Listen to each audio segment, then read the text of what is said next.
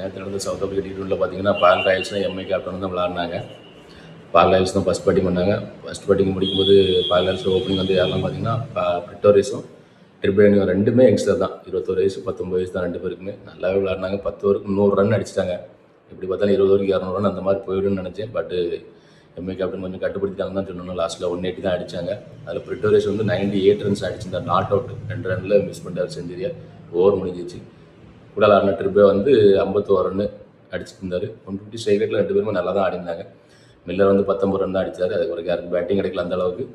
இவங்க ரெண்டு பேருமே ஓப்பனிங் ரெண்டு பேருமே நல்லாவே முடிச்சுட்டு போயிட்டாங்க அப்படி தான் சொல்லணும். எம்ஐ கேப்டன் அதில் பார்த்தீங்கன்னா ரஷித் கான் வந்து 2 விக்கெட்டும் போல்ட் 1 விக்கெட் எடுத்திருந்தார். மொத்தமே 3 விக்கெட் தான் விழுந்திருந்து 2 பேரும் தான் விக்கெட் எடுத்திருந்தாங்க.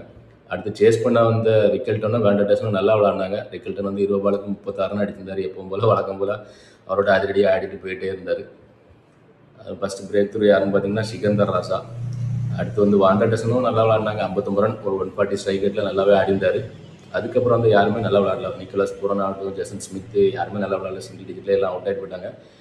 கீழே வந்த லிண்டேவும் ரஷித் கானும் மறுபடியும் ஹோப்பு கொடுத்தாங்க. யாருக்கு? எம்ஐ கேப்டனுக்கு. நல்லா தான் அடித்தாங்க எம்ஐ கேப்டனில். ரஷித் கான் 18 பால் 36 வழக்கம் போல் பிபிஎல் அடிக்கிற மாதிரி அடித்து தும்சம் பண்ணார். 3 6 அடித்தார். நல்லா ஹோப் கொடுத்தாங்க எம்ஐக்கு ஜெயிக்கிற மாதிரி போனாங்க. கடைசியில் பேட்மேன் வந்து பேட்மேனாக மாறிட்டார் எம்ஐ கேப்டனுக்கு. 2வது பால் லாஸ்ட் ஓவரில் 2வது பால் வந்து ரஷித் கான் அவுட் ஆகிட்டார். அதனால் மறுபடியும் எம்ஐ கேப்டன் அவுட் ஆகிட்டாங்க. அடுத்து இந்த ரபடாவும் பால் 6 அடித்து மறுபடியும் எம்ஐ கேப்டன் ஜெயிக்கிற மாதிரி கொண்டு போனார். பட் அவரும் விக்கெட் எடுத்தார் பேட்மேன். கடைசியில் பார்த்தீங்கன்னா ஒரு ரனில் பால் ராயல்ஸ் ஜெயிச்சிட்டாங்க. 2 நாளாகவே ரொம்ப கடைசியில் தான் மேட்ச் முடிஞ்சிட்ருக்கு. கடைசி ஓவர் கடைசி பால் வரைக்கும் 2 நாளாக மேட்ச் போயிட்டுருக்குது. அடுத்த மேட்ச் எப்படி நடக்குதுன்னு பார்க்கலாம்.